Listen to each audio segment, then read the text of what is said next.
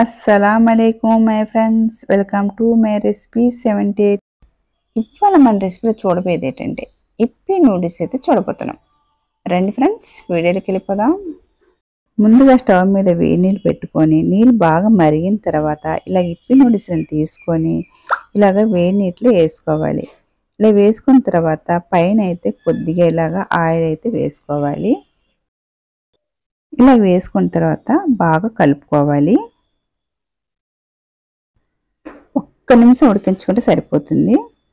Yippee noodles వచ్చి తొందరగా ఉడికిపోతుంది.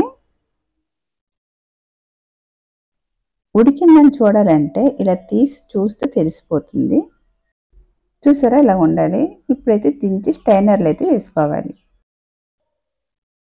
ఇలాగా స్టైనర్లు వేసిన వెంటనే దీని మీద అలాగే చల్లటి నీళ్ళైతే వేసేయాలి. ఇలాగా నీళ్ళంతా బాగా వార్చేయాలి. ఇప్పుడు స్టవ్ మీద ఇలాగా ఒక ప్యాన్ పెట్టేసుకోవాలి. ఇలా ప్యాన్ పెట్టేసుకున్న తర్వాత కొద్దిగా ఆయిల్ అయితే వేసుకోవాలి.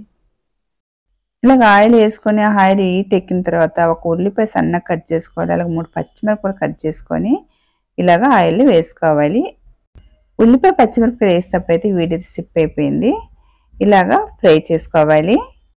ఉల్లిపాయలు పచ్చిమిరపకాయలు బాగా వేగిన తర్వాత ఇలాగ అంతా పక్కకు తీసుకున్న తర్వాత ఒక 2 గుడ్లు తీసుకుని ఇలాగ చితక్కొట్టి ఇలాగ వేసుకోవాలి. మనకు ఇంకా గుడ్డు ఎక్కువ కావాలనుకుంటే ఇంకొక 2 గుడ్లు కూడా ఇలా చితక్కొట్టుకొని ఇలా వేసుకోవాలి. ఇలా వేసుకున్న తర్వాత బాగా కలుపుకోవాలి. గుడ్డ అంతా ఒక సైడ్గానే ఇలాగా ఫ్రై చేసుకోవాలి. ఇలా ఫ్రై చేసుకున్న తర్వాత ఇప్పుడు సరిపడా సాల్ట్ వేసుకోవాలి. సాల్ట్ వేసుకున్న తర్వాత ఇప్పుడు గుడ్డు ఉల్లిపాయలు 2 కలిపి బాగా ఫ్రై చేసుకోవాలి. ఇప్పుడు ఇందులో కొద్దిగా కారపొడి, అలాగే కొద్దిగా పసుపు వేసుకున్న తర్వాత బాగా కలుపుకోవాలి. ఇప్పి నూడిల్స్లో మసాలా కారం ప్యాకెట్ 2 ఉంటాయి. దాంట్లో రెండిట్లో ఒకటి తీసుకొని ముందుగా కట్ చేసి ఇప్పుడు ఇందులో ఒకటి వేసుకోవాలి. ఇలా వేసుకున్న తర్వాత బాగా కలుపుకోవాలి. ఇలాగ ఒక్క నిమిషానికి బాగా కలుపుకోవాలి. ఇలా కలుపుకున్న తర్వాత ఇప్పుడు ఉడికించి పెట్టుకున్న ఇప్పి నూడిల్స్ని ఇప్పుడు ఇందులో వేసుకోవాలి. చూసారా, అంటుకోకుండా ఎలాగుందో ఇలాగ ఉండాలన్నమాట. ఇప్పుడు దీన్ని బాగా కలుపుకోవాలి. వేసుకున్న ఇప్పి నూడిల్స్లో కొద్దిగా అక్కడక్కడ తడి ఉంటే ఇలా బాగా కలుపుకోవాలి. బాగా ఇంకిపోయినంత వరకు బాగా కలుపుకోవాలి. ఇప్పుడైతే బాగా నీళ్ళంతా ఇంకిపోయింది. చూసారా, ఇలా పొడి పొడిలాడుతుంది. 2 ప్యాకెట్లో ఒక ప్యాకెట్ ఉండిపోయింది కదా, ఇప్పుడు ఆ ఒక్క ప్యాకెట్ని కూడా ఇందులో వేసుకోవాలి. ఇలా కట్ చేసుకుని ఇలా వేసుకోవాలి.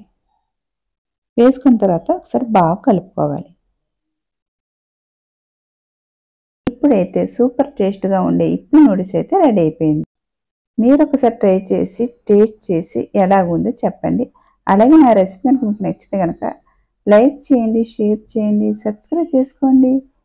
చూసే ఎవరైతే ఒక లైక్ అయితే కొట్టండి. బాయ్ ఫ్రెండ్స్, మరొక వీడియోలో మళ్ళీ కలుద్దాం. బాయ్.